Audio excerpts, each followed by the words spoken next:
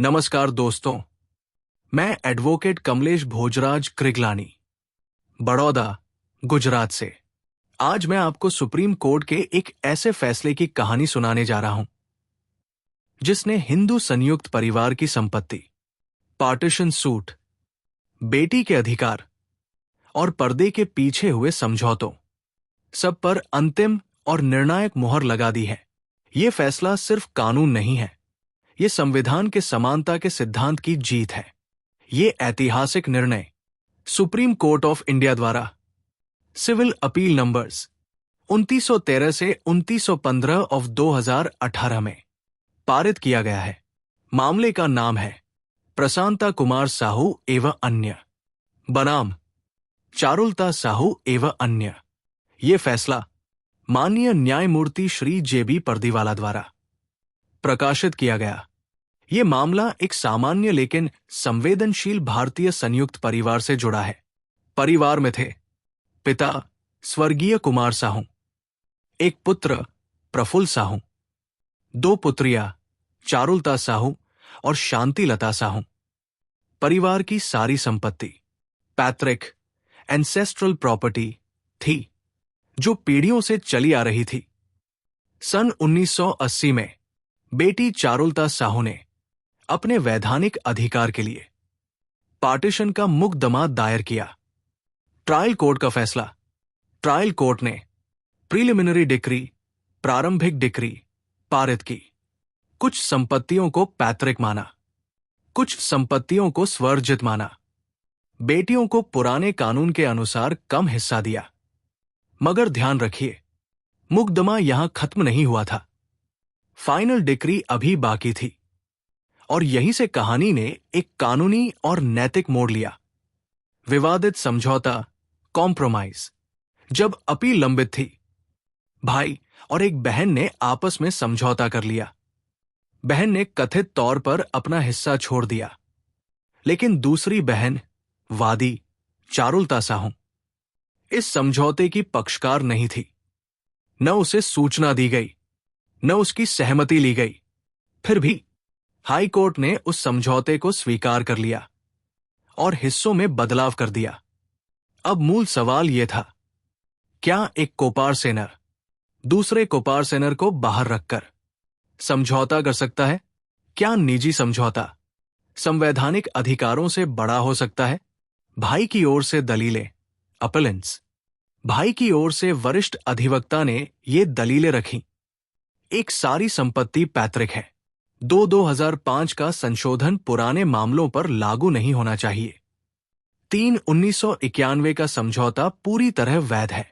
4, बेटियां दशकों पुराने मामलों को दोबारा नहीं खोल सकती। 5, विनीता शर्मा बनाम राकेश शर्मा केस का सहारा लिया गया। उनका मुख्य तर्क यह था, जो अधिकार पहले छोड़े जा चुके हैं उन्हें कानून वापस नहीं दे सकता। बेटी की ओर से दलीलें, रिस्पोंडेंट्स। बेटी की ओर से कोर्ट के सामने बेहद स्पष्ट और मजबूत दलील रखी गई। एक, बेटी जन्म से कोपार्सेनर है। 2005 संशोधन एक मौलिक और वैधानिक अधिकार देता है। 3, प्रीलिमिनरी डिक्री अंतिम नहीं होती। 4, निजी समझौता कानून को नहीं हरा सकता।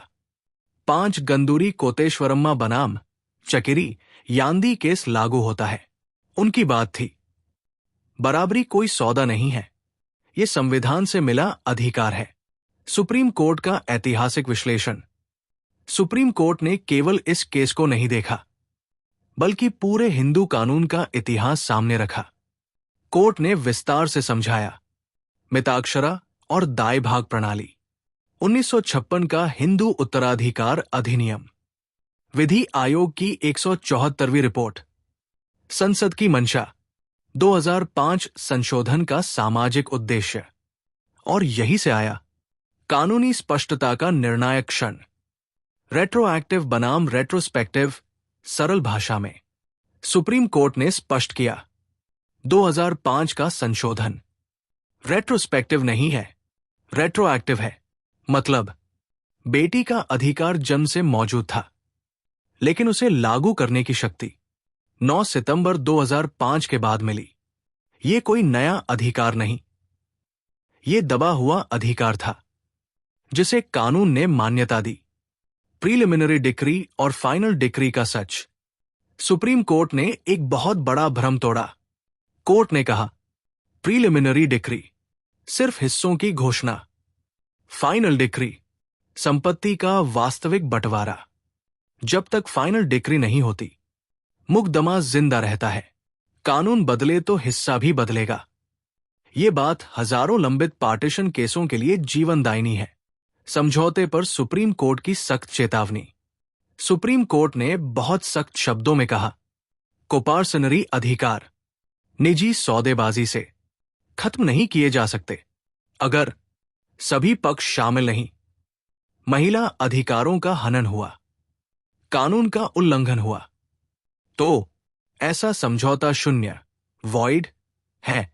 विनीता शर्मा फैसले की अंतिम पुष्टि। इससे पहले कानून में भ्रम था। प्रकाश वी फूलवती, दनम्मा वी अमर, विनीता शर्मा 2020 ने उस भ्रम को खत्म किया और ये फैसला विनीता शर्मा को व्यवहार में लागू करने वाला फैसला है। सुप्रीम कोर्ट का अंतिम निर्णय।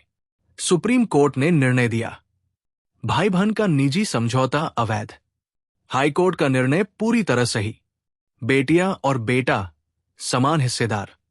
हिस्सों की दोबारा गणना होगी। समानता को लागू किया गया। यह कोई समझौता नहीं था, यह न्याय की उद्घोषणा थी।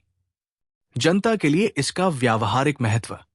यह फैसला उन सभी लोगों के लिए है जिनका फाइनल डिक्री अब तक नहीं हुआ, जिनसे कहा गया अब बहुत देर हो गई, जिनसे बिना पूछे समझौता कर लिया गया, जिन बेटियों को चुप कराया गया। अब कानून साफ कहता है, देर नहीं हुई, देर करवाई गई थी। सामाजिक संदेश, इमोशनल क्लोज। सुप्रीम कोर्ट ने कानून के माध्यम से कहा, बेटी घर छोड़ सकती है, लेकिन उसका हक नहीं छूटता। यह फैसला सिर्फ संपत्ति का नहीं है, यह सम्मान, बराबरी और संविधान का फैसला है। शक्तिशाली समापन, फाइनल एंडिंग।